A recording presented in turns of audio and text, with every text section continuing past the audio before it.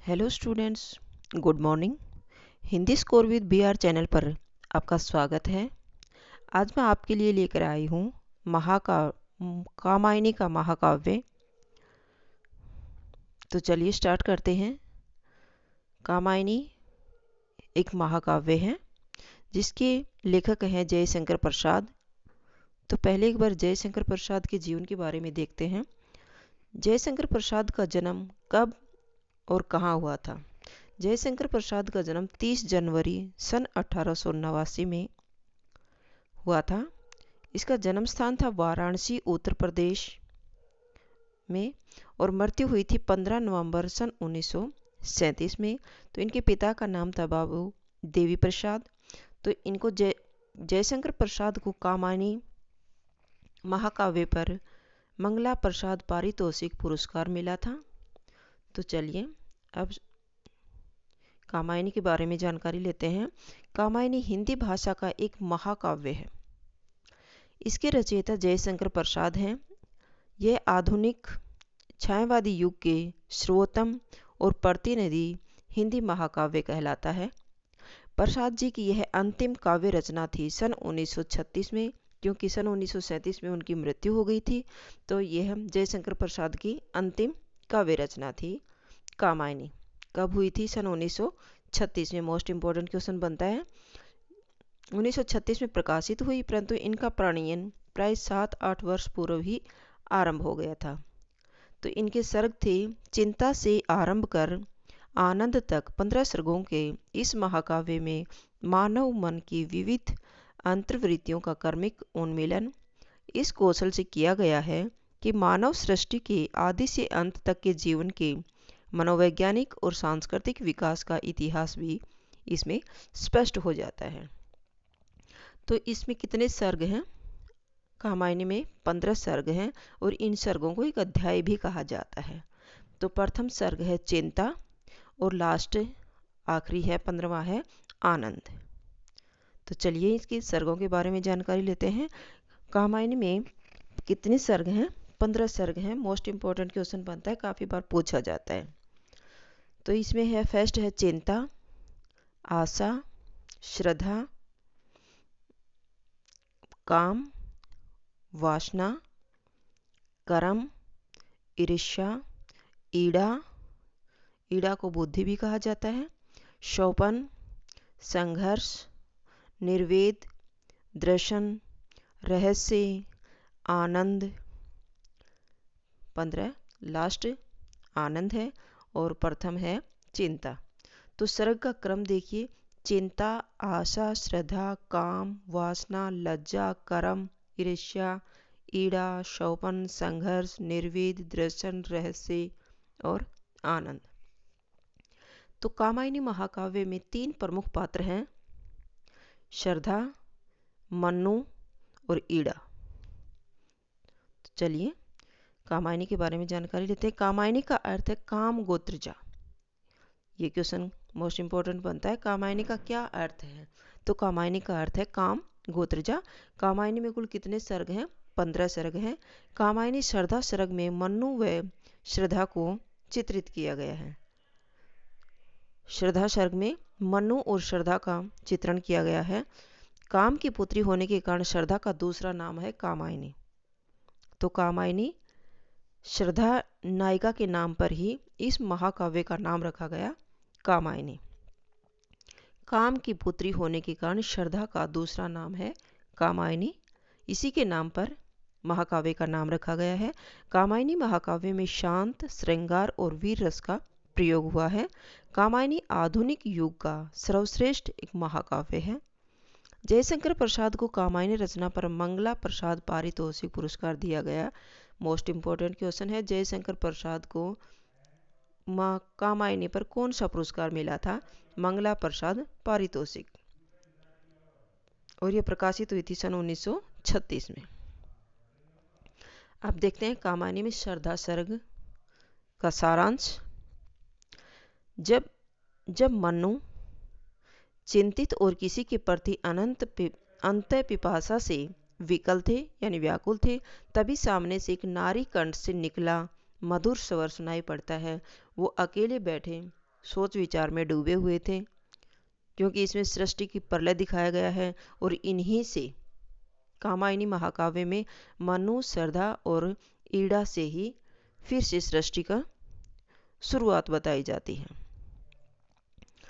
तो इसमें मनु चिंतित बैठे हुए थे, अकेले थे प्रलय के बाद। तो तब उसे एक नारी के कंठ से एक आवाज़ सुनाई देती है और वो चौंक जाते हैं।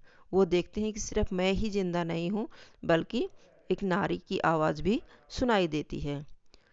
मधुर प्रश्न सुनाई पड़ता है, अरे संसार समुद्र के इस तट पर तरंगों से फेंकी हुई मणि की भांति तुम कौन हो?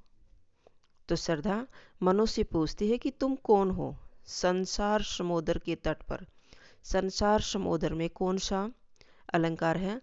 तो संसार को समुद्र का रूप दिया गया, तो रूपक अलंकार है यह। मोस्ट इंपॉर्टेंट क्वेश्चन बनता है। हृदय एक मधुर रस से भर गया और मनु उसकी आवाज सुनकर प्रसन्न हो जाता है। सामने देखते हैं तो गांधार देश के मुलायम भेड़ों के चर्म से ढकी हुई एक सुंदर बाला खड़ी है। तो बाला कौन सी थी? देश से थी, गांधार देश की थी। मनु ने पूछा कि तुम कौन हो?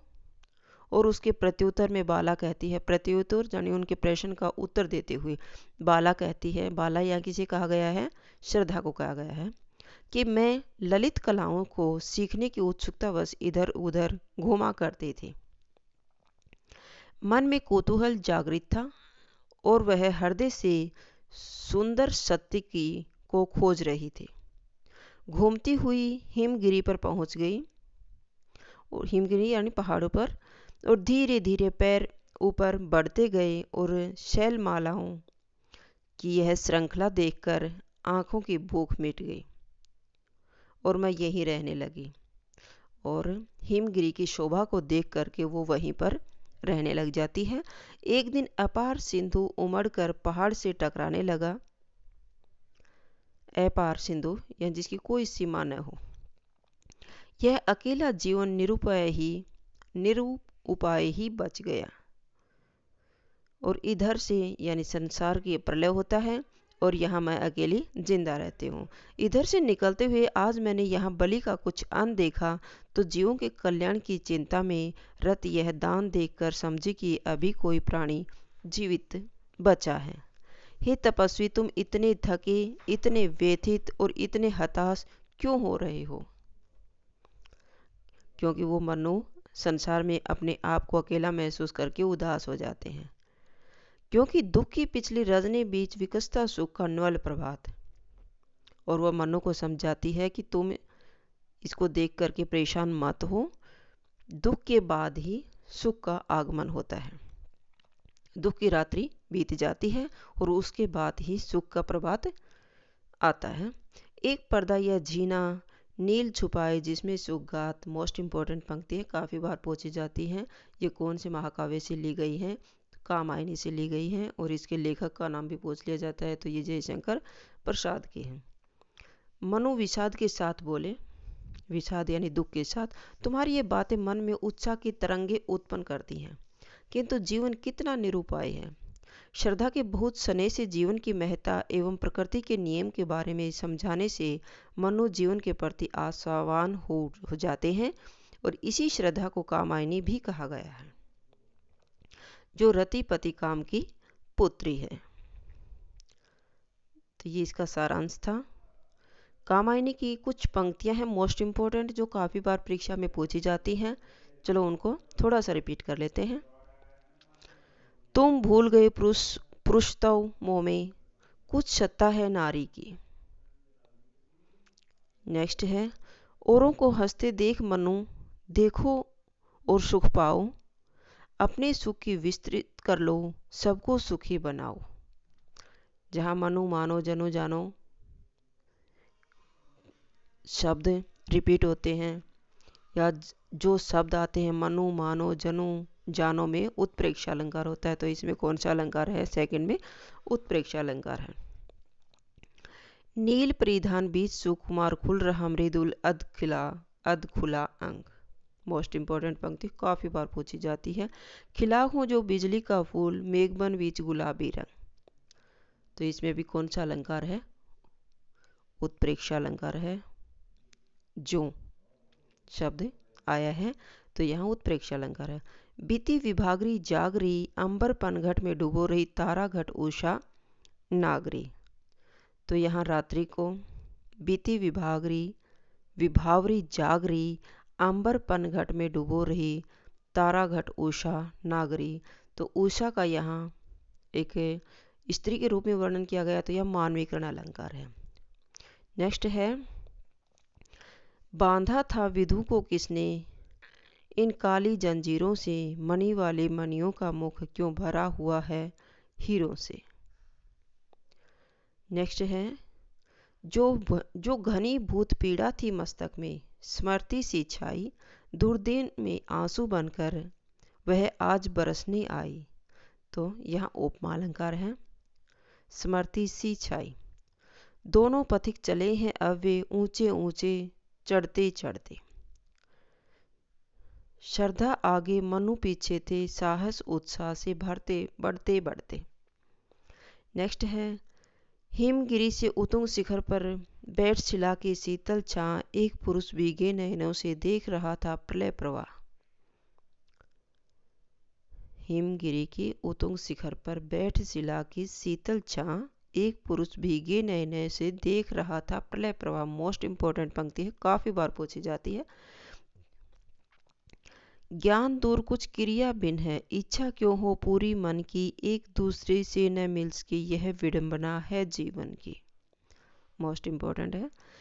उधर गरजती सिंधु लहरियां कुटिल काल के जालों सी, चली आ रही फेन उगलती फन फैलाए व्यालों सी। इसमें उपमा अलंकार है। सा सी सरी सम का प्रयोग होता है।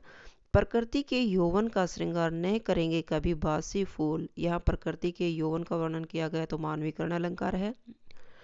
ओ चिंता की पहली रेखा, अरि विश्व वन की व्याली। मोस्ट इंपॉर्टेंट लाइन है, काफी बार पूछी जाती है। नेक्स्ट 13 भी मोस्ट इंपॉर्टेंट है।